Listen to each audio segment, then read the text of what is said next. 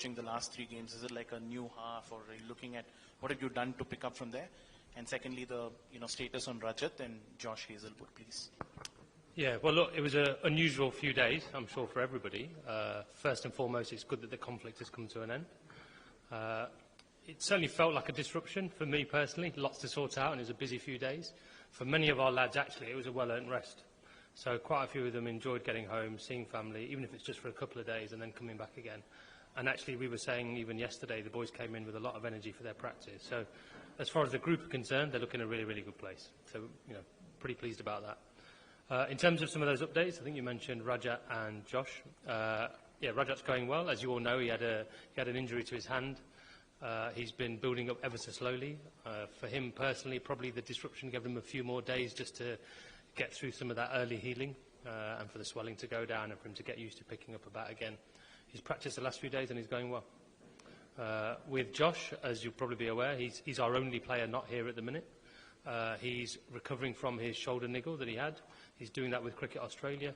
Obviously, our medical team and their medical team have been liaising on what that detail looks like.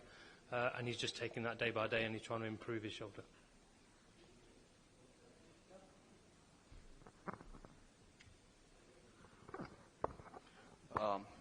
Like in the last few days, there have been a lot of chatter about which international player is going to be available for which game, for how many games. So how much of that is a factor for you in preparing for this match and also the matches ahead? Yeah, so I'm sure all teams experience the same thing, that once your players had gone home and once the dates had been extended, that creates a bit of uncertainty. We spoke quite a lot with our overseas guys even before they went, and most of them were pretty adamant that they were keen to come back and finish the job off. We've had a good season so far. They want to come back and do that. The extending of the season presented some challenges, so I had to have a few conversations with some of the national team governing bodies. Obviously, we'll lose Jacob Bethel after a couple of games, and we'll lose Lungi Ngidi after a couple of games. So there's an obvious impact there. In time, we'll give a little bit of thought to those replacements, and we'll try and look who might be able to come in to shore up those positions. But, yeah, other than those couple of guys, nothing else was disrupted too much. With Padikkal ruled out, is that a concern, considering you might not have a left-hander in the top order, if with Phil Salt, going well in the last couple of days, if he comes back and takes up where Jacob Bethel played, so is that something that sort of worries you, considering so much of the game goes with matchups? And yeah, my own personal philosophy is I don't worry that much about right and left-hand combinations. I know different teams view that differently. I actually think that since we've had the impact player rule, and every team has 6 or 7 bowlers, it almost doesn't matter if you've got right and left hand. They just change the bowling combination. So I think in an 11 versus 11 lineup, sometimes having that left-hander in your batting order can mean that you can put one of their bowlers under pressure. I see that less as a thing now. We've seen so many times during this competition that a certain bowler type hasn't bowled their overs because there was a left-hander at the crease, and they just get through fine. So look, I don't focus on that too much. We're quite clear on our pattern of play and the things that we want to focus on. It's obviously advantageous to have some left-handers if you've got a short boundary one side or something like that, but it's not a huge area of concern for me. Hi. Obviously, Kohli has announced his test retirement. Since coming back into the team, what has been the mood like in the team, how the players have reacted to it, and any conversations you have had with him? Yeah, well, look, the first thing to say is Virat's just business as usual, as he always is. He doesn't really, there's enough of the public and the nation's attention on him. He doesn't want any more of that. He just wants to get on with his business. He's hugely ambitious about what we can achieve this year with RCB, and that's his focus. I would like to say, though, that he should be incredibly proud of what he's done as a test player for India.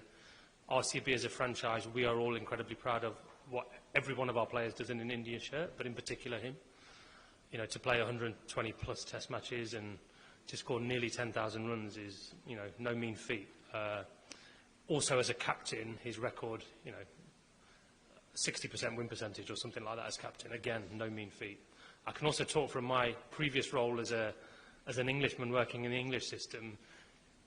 He was someone you never wanted to play against. He was always the batter you wanted to get out. You knew that if he was either in the pavilion to come or at the crease, that you were in trouble. And some of my most fondest memories watching Test cricket involve him. I'll never forget the 2018 India series in England, the Test at Edgbaston, watching Jimmy Anderson and him do battle like two gladiators. I think Jimmy must have bowled 9 overs on the trot at him, and it was the two of the best players in the world doing their thing. So that's what he's about. He's about the special moments, those inspiring moments, and he did that as captain, as a player. We're all really proud of him. I'm sure the fans will show him lots of love this week when they see him again.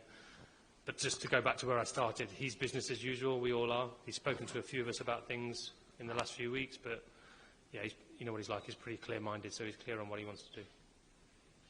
Yeah, you touched upon Hazelwood's fitness and also mentioned that NGD might not be there after 2 games. So in the event both are not available, have you looked that far, and do you have the bowling areas covered?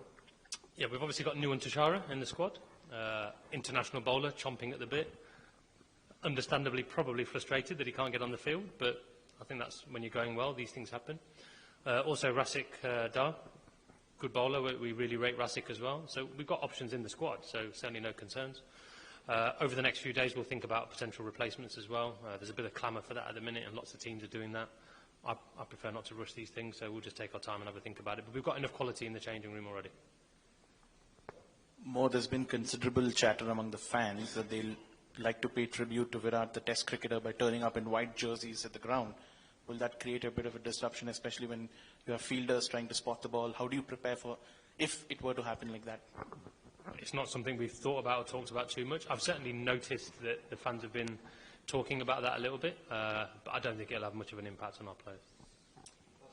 Hi, Mo. There's a bit of weather around last couple of days in Bangalore. Does that come into... A little bit of what, sorry? There's a bit of weather around the last couple of days.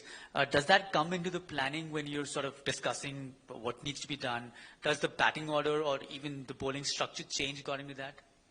Well, it certainly does influence maybe our preparation. We've deliberately practiced in the afternoon today because we were concerned about rain this evening. So those things you can control. When you get to game day, you can't control it. So actually, you want your players to feel as clear and relaxed as possible. You trust them to make decisions in the moment, regardless of what happens. We don't overthink any of those things, really. If the game's rain affected, it's rain affected. You know, it's not something any of us control. So we don't really think too much about that, but it might influence our preparation. Hopefully, you know, for the fans and for everybody, we get to play our game because all we want to do is play well and put on a bit of a show.